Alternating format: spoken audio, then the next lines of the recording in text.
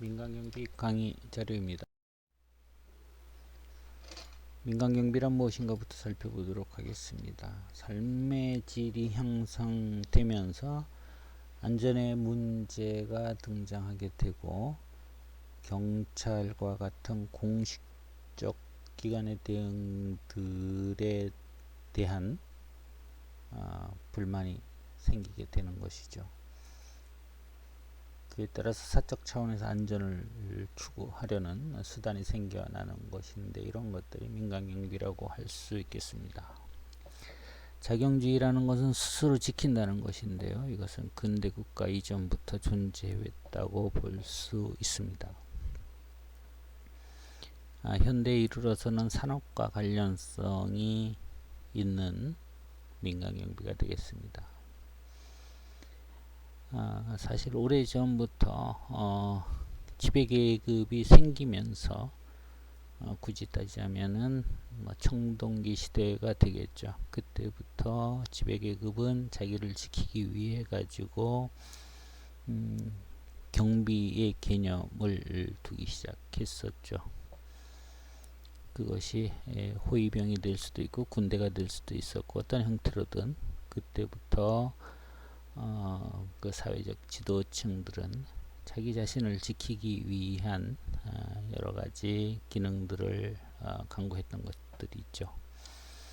현대에도 보면 귀금속정과 같은 경우에는 개별적으로 경보장치를 이용하던가 경비업체를 이용하는 경우가 좀 많고요. 일반인 경우에도 경비업체를 이용하는 경우가 증가하는 추세에 있는 것입니다. 다음 장입니다. 먼저 기본론이라고 해서 살펴보도록 하겠습니다. 주로 산업과 관련된 민간경비와 관련해서는 서구에서는 산업혁명 이후에 산업으로 발전했다고 보는 것이고요. 우리나라의 경우에는 1950년대 이후에 미군이 들어오면서 민간경비 산업이 생겨나고 성장하고 발달되었다고 보는 것이죠.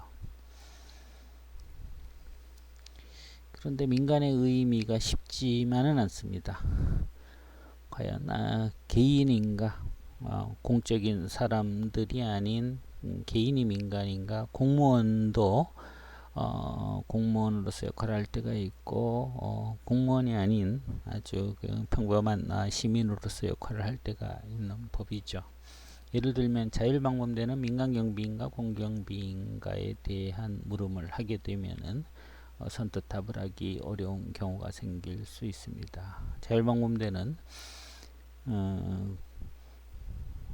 개인적인 일보다는 공적인 일을 위해서 자기의 시간을 할애해서 봉사활동을 하는 경우인데요. 민간경비적인 요소도 있고 공적인 요소도 가지고 있는 그런 상태가 되는 것이죠. 또 경비라는 것도 경계하고 대비한다는 뜻인데, 집을 지키는 것 정도는 경비지만 나라를 지키는 것은 넓은 의미의 경비가 될 수 있겠고요. 최근에 사이버 공간을 지키는 것까지 영역이 확대되고 있는 상황입니다. 다음 장입니다. 민간경비에 대한 개념을 살펴보겠습니다. 민간경비라는 것은 인간의 실수나 비상사태, 재난, 범죄 등에 의해서 야기되는 손실을 예방하기 위해서 인적, 물적, 절차적 서비스를 제공하는 영리 기업이라고 할 수 있습니다. 또 여러 가지 정의를 할 수가 있겠는데요. 주사경비, 순찰경보, 경호, 무상호송 등 보안과 관련된 모든 형태의 서비스를 제공하는 사적 조직 및 개인이라고도 할 수 있죠. 그런데 여러 가지 측면에서 민간경비가 갖는 특성들을 살펴볼 수가 있습니다. 프라이빗의 의미가 무엇인가, 또는 세큐리티의 의미가 무엇인가, 이런 정의라는 것은 다소 좀 여러가지 의미, 다의적인 의미를 포함할 수 있기 때문에 명확하게 살펴보는 것이 중요하지만은, 결론적으로는 명확하게 한두 용어 또는 한두 단어로 정의할 수 없다는 그런 결론에 도달하게 됩니다. 영리성과 고용관계 권한, 전문성 등의 여러가지 특성들을 가지고 민간경비를 살펴볼 수가 있습니다. 다음 장입니다. 먼저 시큐리티에 대한 개념입니다. 시큐리티라는 것이 무엇인가 보면은 사람의 보호 또는 장비시설 문서 등에 대한 권한 없는 자의 접근 통제, 사보타주, 손해절도와 같은 범죄 예방을 위한 물리적 수단을 시큐리티라고 할 수도 있고요. 위험으로부터 자유로운 상태 또는 회방 없이 목적을 추구할 수 있는 상태, 이런 경우를 시큐리티라고 하는데, 우리말로 번역을 하자면 경비나 보안 안전이라고 해석이 될 수가 있습니다. 넓은 의미로 손실 예방을 시큐리티라고 보기도 하고요. 그런데 어떠한 해를 제거하는, 위험을 제거하는 상태를 민간경비라고 보기에는 엄밀하게 따지면은 문제가 있을 수도 있는 것이요. 해충구제 회사의 경우에는 벌레라는 해로운 그런 해충을 없애기 때문에 위험으로부터 좀 더 안전을 확보하려는 의미는 맞지만은, 이런 경우에 민간경비 업체로 보지는 않고 있는 거죠. 아주 넓은 의미로 보자면 볼 여지도 있지만, 아직까지 일반적으로 이런 업체들, 해충구제 회사는 민간경비 업체로 보고 있지 않습니다. 그래서 다른 학자들은 시큐리티의 요소로 범죄 예방, 질서유지, 손실 예방, 보호 이런 것들을 시큐리티의 개념으로 보고 있고요. 시큐리티라면은 크게 봐서 자연적 위험으로부터 보호하는 것, 인위적 위험으로부터 보호하는 것, 범죄 위험으로부터 보호하는 것, 질서 유지가 포함된 이런 개념으로 시큐리티를 확인할 수가 있을 겁니다. 그리고 시큐리티라는 용어를 최근에는 경비에서 보안이라는 용어로 많이 사용하고 있는데요.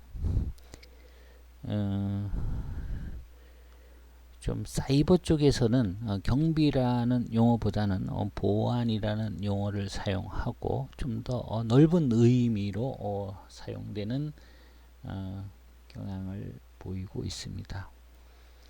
좀 경비라는 것은 좀 물리적인 측면에서의 경계가 좀 더 크게 그 의미를 두고 있는 것 같습니다. 다음 장입니다. 민간이라는 의미입니다. 시큐리티가 안전을 확보하는 개념이라고 본다면은, 공경비도 안전을 확보하는 개념이고 민간경비도 안전을 확보하는 역할이니까 구분하기 어려운 점이 있습니다. 그런데 여기서 민간이라는 차원을 보면은 두 가지 측면에서 볼 수가 있는데요. 수요자 차원에서의 프라빗의 의미라고 하면은, 비용 지불의 주체가 바로 개인이 된다는 거죠. 추가적인 비용을 지불하지 않고 서비스를 이용할 수 있는 것들이 주로 이제 그 공공 차원에서 제공하는 서비스를 이용할 때 그렇고요. 사적인 차원에서 서비스를 이용한다면은 비용을 지불해야 된다는 것입니다. 또 하나는 공급자 차원에서의 프라이빗의 의미는 정부가 아닌 기업이나 개인이 이런 민간경비에 대한 서비스를 제공하는 것이죠. 그런데 공급자 차원에서도 보면은 영리적 기업이 있을 수 있고 비영리적 기업이 있을 수가 있는데, 비영리적 조직이라고 해야 되겠죠. 자율방범대 같은 경우에는 정부는 아니지만은 이윤을 추구하기 위해서 자율방범대를 조직하지는 않으니까 여기에 영리적 그런 집단 또는 비영리적 집단이 있을 수 있다는 것을 확인할 수가 있습니다. 다음 장입니다.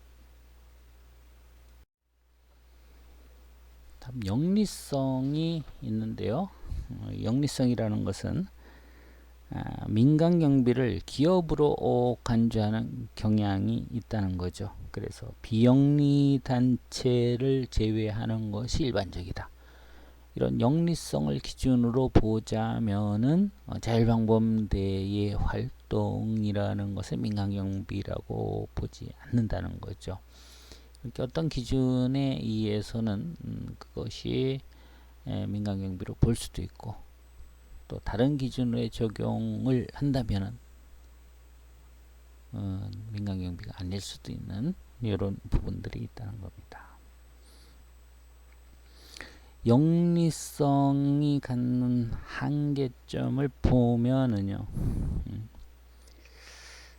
이윤 추구를 하는 계약 경비는 민간경비에 해당되고, 자체적으로 하는 경비는 해당이 안 될 수가 있다는 것이죠.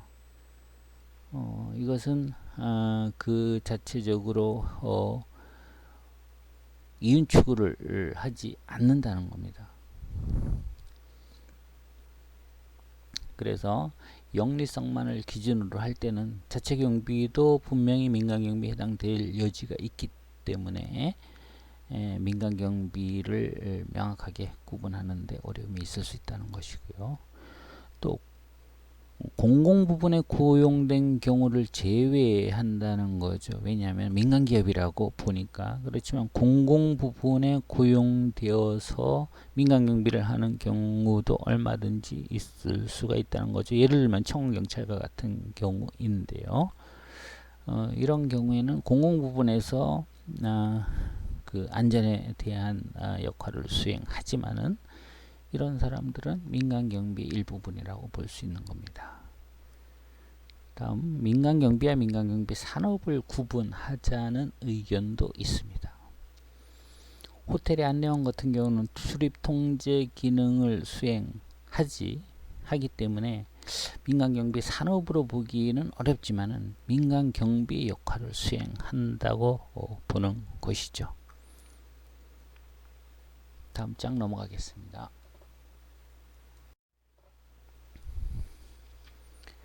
고용관계를 한번 살펴보는 것이죠. 고용관계라는 것은 좀 자율적인 개념이라기보다는 누군가가 서비스를 제공하고 거기에 응당의 그 대가를 받고 하는 개념인 것이죠. 그래서 자율성, 자발성에 기초한 자율방범대는 이런 측면에서 봤을 때도 민간경비에서 제외되는 것이죠. 영리 추구를 전제로 하는 경우에는 매우 범위가 축소될 수가 있습니다. 민간경비라는 것이 반드시 직접적인 영리 추구를 하지 않더라도 건물을 잘 지킴으로 인해서 간접적으로 어떤 건물이 어떤 공장이라고 예를 든다면 그 공장에서 충분히 생산성을 높여서 간접적으로 영리 추구를 할 수 있게 폭넓게 볼 수가 있는데 이렇게 보는 것을 어렵게 만드는 것이죠. 다음 권한의 정도를 살펴보겠습니다. 대부분의 경비원들은 일반 시민들과 동일한 권한을 가지고 있지만 일반 시민보다 우월한 권한을 가진 경비원들도 법적으로 존재하는 것이죠. 특수경비원이 그렇고요. 청원경찰이 그렇고요. 민영교도소의 근무자와 같은 경우에도 일반 시민들보다는 우월한 권한을 가지고 있습니다. 특수경비원은 무기를 소지하거나 이용할 수 있는 권한이 있고요. 청경찰은 경찰관 직무집행법에 의해서 경찰 공무원의 권한을 일부 행사할 수 있는 권한을 부여받고 있고요. 민영교도소 근무자는 호송을 하는 이런 업무들에 대해서 일반인들보다는 우월한 지위를 가지고 있다고 보는 것입니다. 다음 장입니다. 전문성 정도에 따라서 민간경비를 바라볼 수 있는 겁니다. 전문성은 직업적인 특성 또는 숙련된 특성과 밀접한 관련이 있는 것이죠. 부수적인 경비활동을 전문적으로 보기는 어려운 점이 있다는 것입니다. 본업과 부업의 경계를 구분하는 것이 쉽지 않은 경우가 많이 있죠.